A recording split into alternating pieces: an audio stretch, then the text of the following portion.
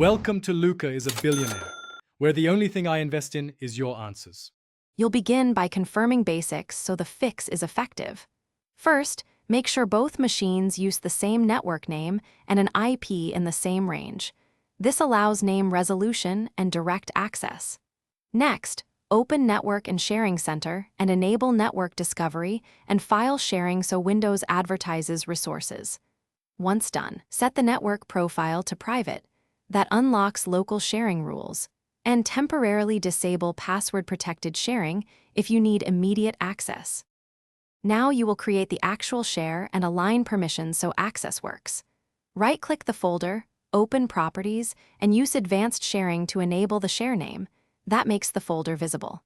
Then set share permissions, grant everyone read or read/write depending on needs, and match NTFS permissions on the Security tab so Windows enforces both.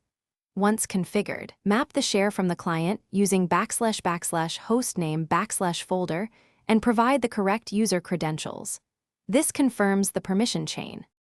Finish by making services and firewall rules consistent so connections persist. Restart the workstation service and network location awareness to refresh discovery. That often resolves stale state.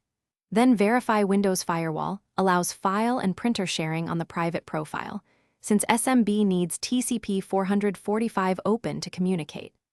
If sharing still fails, try accessing by IP address using \192 168 1 x \share to bypass name resolution and recheck credentials. That isolates DNS problems and user permission mismatches.